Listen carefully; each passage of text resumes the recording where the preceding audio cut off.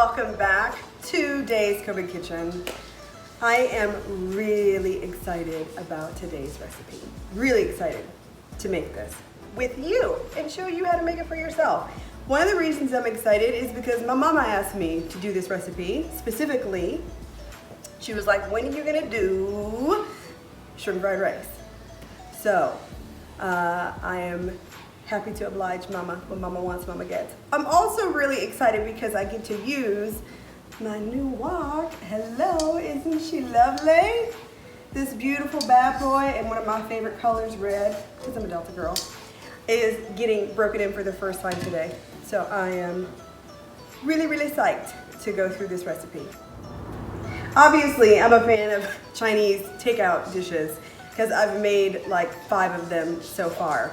And you know, the seasonings and things like that that you buy to make one dish oftentimes carry over to make other dishes. So once you kind of start going down this road, you can just keep learning and trying new things in the Asian cuisine arena. I think so far I've done the egg rolls and the wonton soup and lettuce wraps. So we're just gonna keep this thing going because it's working for me.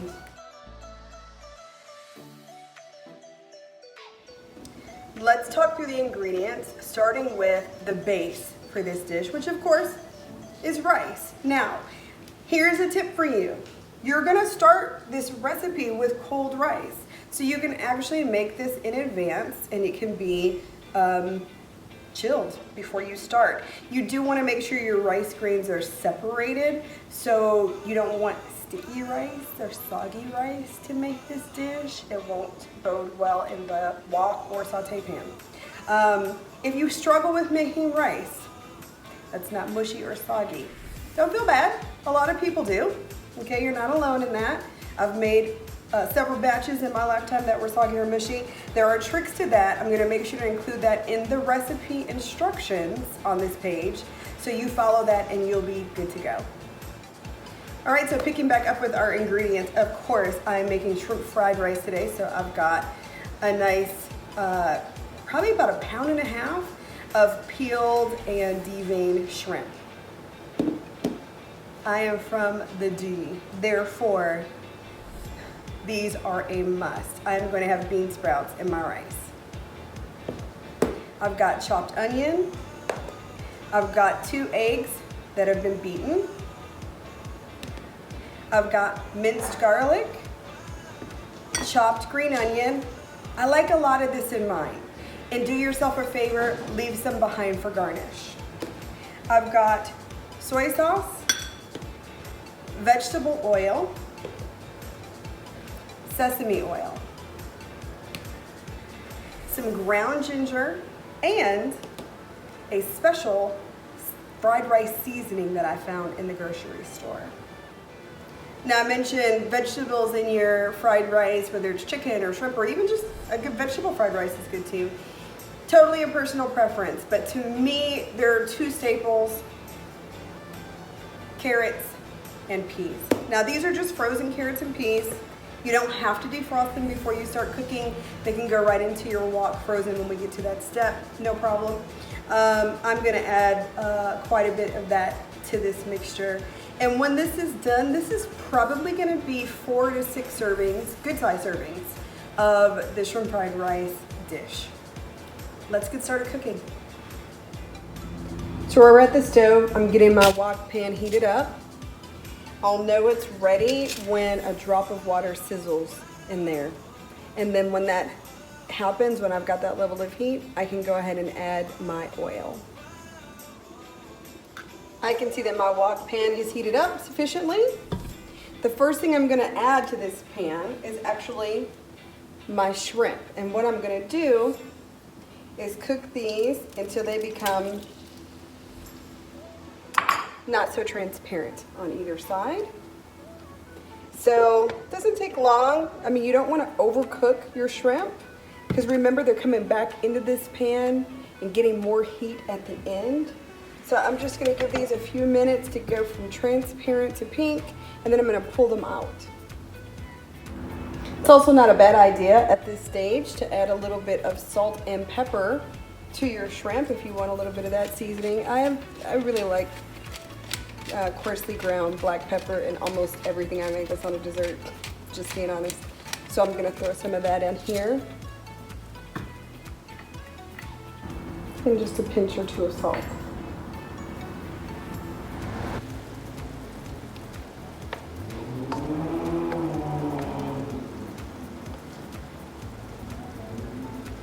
As you can see, the shrimp has started to turn from that translucent color to a nice light pink. We're gonna make sure that happens on both sides before we pull it out of the pan, and then we're gonna move on to sauteing our vegetables here. Okay, so I have cooked my shrimp to desired doneness and pulled it out of my pan. Now, the next step is gonna be to start cooking the vegetables down. I am going to use for this step my sesame oil. It has a very unique nutty flavor and amazing aroma. I want that infused throughout my dish. I'll tell you one other thing about using a wok is it carries picks up a lot of heat. So when you're working with something like sesame oil, you have to be kind of careful with that. You have to also be careful with your garlic, which is going in here next. All right, so let's get started. Garlic, onion,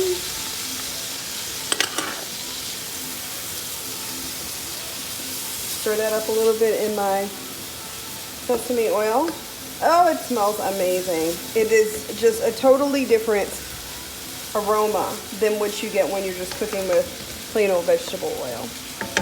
So now I'm also going to add in here, because I want these to really soften up, my bean sprouts. Toss these. Oh, buddy. It's going to be some good stuff. All right, so now that these vegetables have had a little bit of time to soften in the wok, I'm going to go ahead and add my next round of veggies, which is my peas and carrots and my green onion.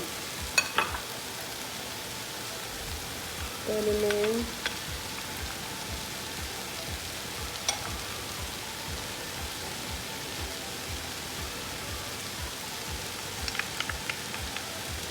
Voila. I'm gonna go ahead and mix this beautiful mixture up. Oh my God, it just looks amazing. And again, you want to hit it with some salt and pepper, a little bit of seasoning. I'm going to go ahead and introduce some ginger to this mix.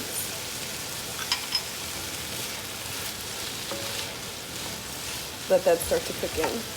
You don't fully understand the term multitasking until you have to cook and shoot your own cooking videos at the same time. All right, so the next trick up my sleeve is to add my egg. So what I'm going to do is push my vegetables to the side in the wok, okay, making space for my eggs that I have beaten in advance.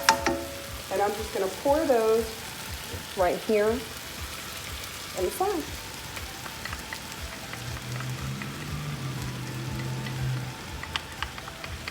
Everything else. I feel like this is another one of those ingredients that's like a big personal preference too, in terms of how much egg you want. I can't imagine doing any kind of fried rice really without it. I wouldn't mind throwing in 3 or 4, but I'm using 2 today. All right, my egg is good and done. My vegetables have softened just enough. Now I am going to add back in my shrimp. And I'm going to bring over my big old bowl of cooked rice. All right, so I'm going to go ahead and just slowly add my grains of cooked, pre-cooked, cooled rice to the wok. Just, you know, being careful to kind of separate along the way. Get that all in there. When you're cooking like this, you want to do everything in the same pan, because every ingredient that you're adding to this dish brings its own flavor. So you want your egg and your vegetables and your meat and your rice all to be done in this pan. If you don't have a wok, that's okay. You could just use a large saute pan. Now I'm gonna go ahead and start mixing this up. And remember earlier I mentioned I have this fried rice seasoning mix that I found at the grocery store. Let's go ahead and add that in the next step. All right, we're basically at the last step in this cooking process. I'm going to add this fried rice seasoning to my mixture. Stir this up.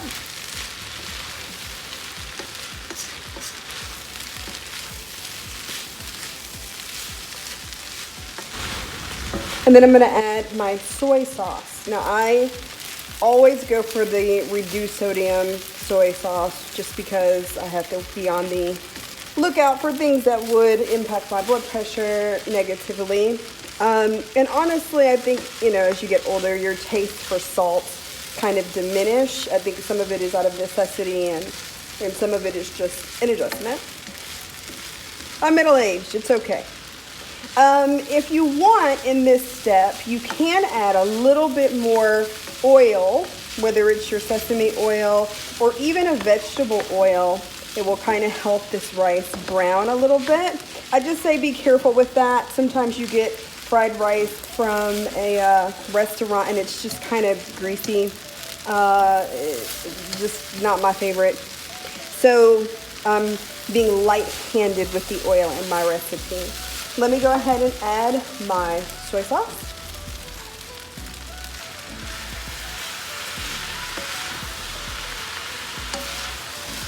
I had about 2 tablespoons there.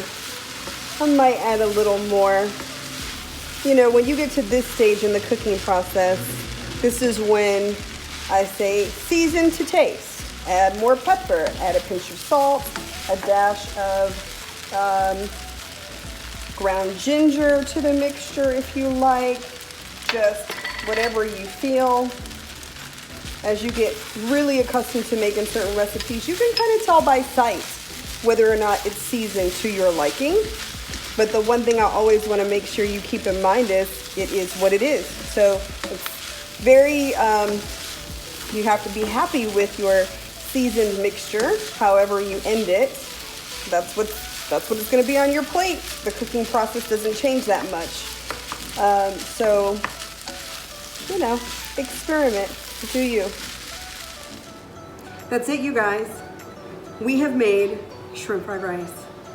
I call it the Fast and Furious shrimp fried rice, by the way. Did you like it? What did you think? Share a comment. Did you make any adjustments to your recipe? Tell us what they were.